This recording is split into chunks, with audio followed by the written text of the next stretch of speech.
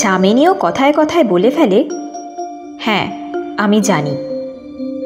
যুগ জিজ্ঞেস করলে যামিনী মনে মনে ভাবতে থাকে, এটা আমি কি বলে ফেললাম। সে নানা রকম বাহানা দিয়ে জানায় তার মুখ ফসকে বেরিয়ে গেছে। বেশ কিছুক্ষণ কথোপকথনের পর যামিনী জানায় সে হয়তো যক্ষিণীর অভিশাপের কথা বলতে পারবে না ঠিকই, তবে কিছু গুরুত্বপূর্ণ কথা বলতে পারবে। যুগ জিজ্ঞেস করলে সে জানায় যক্ষিণী লোকের কথা। সেখানে বিভিন্ন যক্ষিণীরা বসবাস করে। তাদের মধ্যে একজন ছিল কামেশ্বর যক্ষিণী, যে হল সর্বাপেক্ষা সুন্দরী নারী, যে দাপর যুগের অন্তে মর্তলোকে এসেছিল, কিন্তু তার মুক্তি এখনো হয়নি। তার কথায় কথায় জানা যায় কামেশ্বর যক্ষিণীকে সাধনা করে মর্তে আনা হয়েছিল। তার রূপ ও যৌবন দেখে যে কোনো পুরুষই জ্ঞান হারিয়ে ফেলবে। যুগ জিজ্ঞাসু চোখে যামিনীকে জিজ্ঞেস করে, সে এত কিছু জানল কি করে? সে জানায় তার বাবা নাকি এই গল্প তাকে শুনিয়েছে। এরপর যুগ জানতে চায় কামেশ্বরী যক্ষিণীকে মর্তলোকে কে আহ্বান করেছিল। যামিনী বলে, ভক্ষানোর, যে কামেশ্বর যক্ষিণীর সাধনা করেছিল। যুগ আরও কিছু জানতে যাবে তখনই অভিমন্যুর আওয়াজ শুনতে পায় এবং সে গ্রেভিয়ার্ড কোঠিতে চলে যায়। সে অভিমন্যুর সাথে যামিনীর পরিচয় করাতে গেলে কুয়ার ধারে দেখে যামিনী নেই। যুগ যামিনীকে না দেখতে পারলে অভিমন্যু তাকে পাগল প্রেমীর আখ্যা দেয়। যুগের কথায় গুরুত্ব দেয় না, কারণ বারংবার যুগ যামিনীর কথা বলে, কিন্তু অভিমন্যু কখনোই যামিনীকে দেখতে পায়নি। তাই যামিনীর ওপর বিশ্বাস ছিল না অভিমন্যুর। খানিকক্ষণ পর তারা দুজনে কোঠির ভেতর ঢুকে পড়ে। সকাল তখন প্রায় 7টা বাজে। রঙ্কামোজা গ্রামে দিলীপ নিজের বাড়িতে চা পান করছিল। সেখানে রজনী ও জানকীও ছিল। রজনী দিলীপকে আমতা আমতা করে সুরেশের খবর নিতে চায়। এতদিন হয়ে গেল সুরেশের কোনো খবর নেই। তাই এই বিষয়ে জিজ্ঞেস করলে দিলীপ ধমক দিয়ে তাকে চুপ করিয়ে দেয়।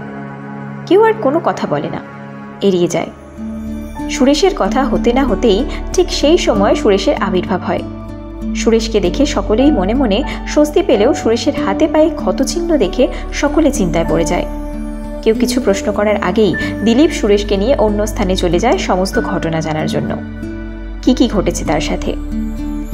সুরেশ দিলীপকে সমস্ত ঘটনা বলতে গিয়ে সে অতীতে ফিরে যায়। তখন সন্ধ্যে 7টা বাজে। সুরেশ গাড়িতে করে মায়ানগরীতে চলে যায় মায়াধারীর খোঁজে, কিন্তু সেখানে গিয়ে সে রাস্তা ভুলে যায়। যে গুহায় মায়াধারী থাকে সেই গুহা কোথাও খুঁজে পাওয়া যাচ্ছিল না। সেই সময় সে ভাবল ফোন করে ঠিকানাটা জেনে নেবে, কিন্তু তার ফোন সুইচড অফ হয়ে যায়। তখনই সে দেখতে পায় ওই পুঁটলিটা, যেটা দিলীপ তাকে দিয়েছিল। সুরেশের ইচ্ছে হচ্ছিল পুঁটলির মধ্যে কি আছে সেটা দেখার জন্য, কারণ তা মাঝে মধ্যেই নড়াচড়া করছিল। একসময় সুরেশ ওই পুঁটলিটা খুলে ফেলে। তার মধ্যে সে দেখে 2টো চোখের মণি রয়েছে, যা দেখে তার হাত পা ঠান্ডা হয়ে গেল এবং গা ঘিনঘিন করতে লাগলো। ঠিক সেই সময় এক বৃদ্ধ জানলার থেকে ঠকঠক করতে থাকে। বৃদ্ধ আসলে একজন পথিক। এত রাতে সেখানে এসে কি করছে তা জিজ্ঞেস করতে থাকে। বেশ কিছুক্ষণ কথা বলার পর সুরেশ জিজ্ঞেস করে মায়াধারীর ঠিকানা। বৃদ্ধ তাকে সেখানে যেতে বারণ করে, কারণ সেখানে গেলে নাকি কেউ বেঁচে ফিরবে না। কিন্তু সুরেশ সাহসের সাথে মায়াধারীর গুহায় গিয়ে পৌঁছয়। ধীরে ধীরে গুহার ভিতরে প্রবেশ করে। চারপাশে অন্ধকার। ধীরে ধীরে সে সাহস করে আরও ভিতরে প্রবেশ করে।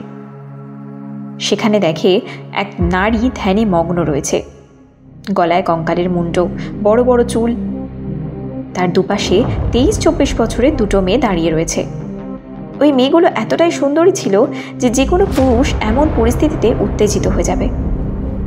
ধ্যানে মগ্ন থাকা মহিলা সুরেশের আবির্ভাব বুঝতে পারে এবং ভয়ঙ্কর কণ্ঠে বলে, যক্ষিণী মুক্ত হয়ে গিয়েছে।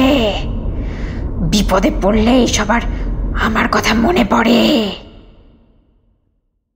তার এই ভয়ঙ্কর শব্দ শুনে সুরেশের হাত পা ঠান্ডা হয়ে যায়।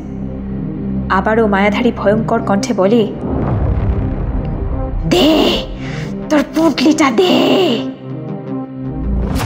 সুরেশ প্রথমে কিছু বুঝতে না পারলেও মায়াধারীর সহচরীরা সুরেশের কাছ থেকে পুঁটলিটা নিয়ে নেয় এবং তা খুলে মায়াধারী রেগে যায় ভীষণ, কারণ তার মধ্যে একটা ছোট মণি ছিল। সেই মণি মায়াধারী নিজের চোখে লাগিয়ে নেয়, কিন্তু আর একটা চোখ খুঁজে না পাওয়ায় সে সুরেশের চোখের মণি নিতে চায়। কিন্তু সুরেশ তৎক্ষণাৎ মনে করে বলে, গাড়িতে পড়ে রয়েছে আর একটা মণি। কারণ গাড়িতে তখন সে পুঁটলিটা নিয়ে গেছিল। তখনই তার হাত থেকে একটা মণি পড়ে যায়, তাই সে দ্রুত গাড়ি থেকে পড়ে থাকা মণিটা নিয়ে চলে আসে। মায়াধারীর সেই মণি নিয়ে আর একটা চোখে লাগিয়ে নেয়। মায়াধারীর যেমন চোখ নেই, তেমনি তার হাতে পায়ে কোনো আঙুলও নেই, কারণ সে সমস্ত কিছু বলি দিয়ে দেয় শক্তি পাওয়ার জন্য। মায়াধারী পুনরায় ধ্যানমগ্ন হয়ে যায় এবং তার সামনে থাকা জলের উপর নীল রঙের কচ্ছপ তৈরি হয়ে যায়। সেই কচ্ছপই যক্ষিণীকে বন্দি করবে। কি করে বন্দি করবে তার সমস্ত কিছু বলে দেয় মায়াধারী। এই বলে পাঠিয়ে দেয় সুরেশকে। সমস্ত ঘটনা দিলীপকে বলে দেয়, শুধুমাত্র পুঁটলি খোলার বিষয়টা বাদ দিয়ে। নীল কচ্ছপ হাতে দিলীপ বলল, আজ রাতেই যক্ষিণীকে ধরতে হবে। এদিকে গ্রেভিয়ার্ড কোঠিতে যুগ, অভিমন্যু, কচু ও কায়ার সবাই মিলে গল্প করছিল। ঠিক সেই সময় রুম নাম্বার 666 থেকে দরজা খোলার আওয়াজ শুনতে পাওয়া যায়। যা শুনে যুগ পিছন পিছন যক্ষিণীর ঘরের দরজার সামনে এসে দাঁড়িয়ে পড়ে। তারা নিজেরাই দেখেছিল দরজা বন্ধ ছিল, কিন্তু এখন দরজা খোলা।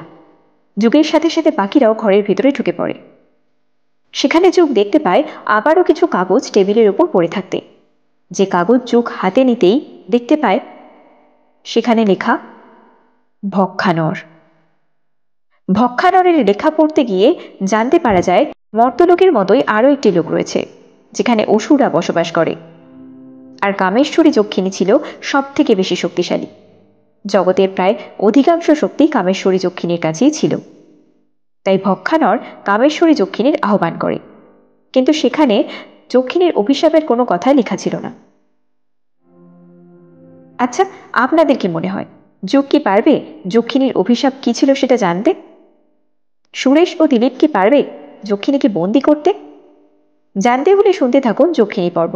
ভিডিওটি ভালো লাগলে লাইক করুন, শেয়ার করুন আর চ্যানেলটিকে সাবস্ক্রাইব করে আমাদের পাশে থাকুন। কমেন্ট বক্সে লিখে জানান গল্পটি আপনাদের কেমন লাগছে। ধন্যবাদ।